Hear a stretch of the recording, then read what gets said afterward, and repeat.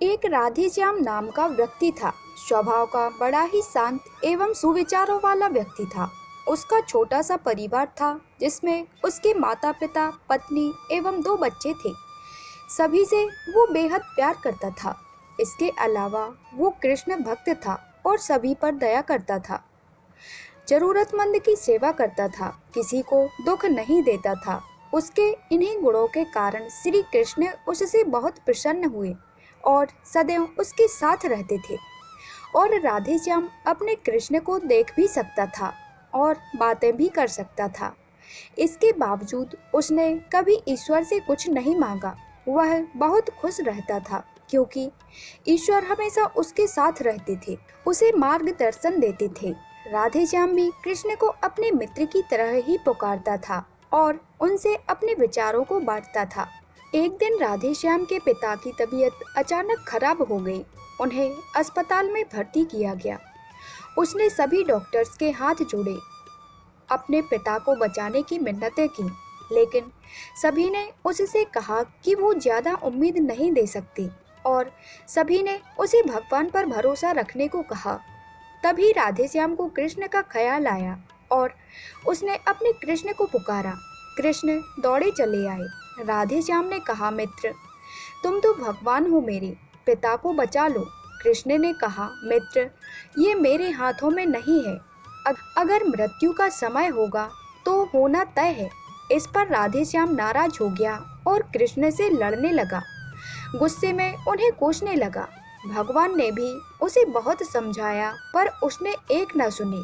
तब भगवान कृष्ण ने उससे कहा, मित्र, मैं तुम्हारी मदद कर सकता हूँ, लेकिन इसके लिए तुम्हें एक कार्य करना होगा।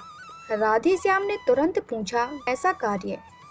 कृष्ण ने कहा, तुम्हें किसी एक घर से मुट्ठी भर ज्वार लानी होगी और ध्यान रखना होगा कि उस परिवार में कभी किसी की मृत्यु ना हुई हो। राधेश्याम झट से हाँ बोलकर तलाश में निकल गया। उसने कई दरवाजे खटखटाए। हर घर में ज्वार तो होती, लेकिन ऐसा कोई नहीं होता जिनके परिवार में किसी की मृत्यु ना हुई हो। किसी का पिता, किसी का दादा, किसी का भाई, माँ, काकी या बहन।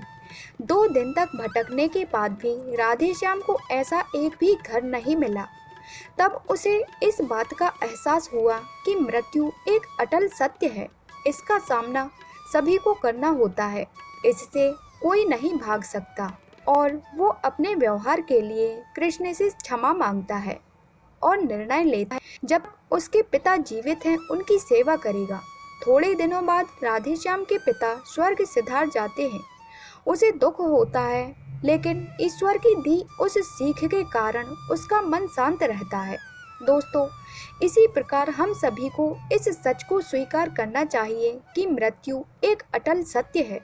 उसे नकारना मूर्खता है। दुख होता है, लेकिन उसमें फंस जाना गलत है, क्योंकि केवल आप ही उस दुख से पीड़ित नहीं है, अपितु संपूर्ण मानव जाति उस दुख से रूबरू होते हैं।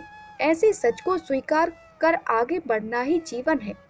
कई बार हम अपने किसी खास के चले जाने से इतने बेबस हो जाते हैं कि सामने बड़ा जीवन और उससे जुड़े लोग हमें दिखाई ही नहीं पड़ते। से निकलना मुश्किल हो जाता है। जो मनुष्य मृत्यु के सत्य को स्वीकार कर लेता है, उसका जीवन भार विहीन हो जाता है और उसे कभी कोई कष्ट तोड़ नहीं हो सकता। वो जीवन के हर क्षेत्र में आगे बढ़ जाता है। अतः आपको मेरी यह कहानी पसंद आए तो प्लीज़ मेरे चैनल को लाइक कीजिए, सब्सक्राइब कीजिए एंड शेयर कीजिए। धन्यवाद।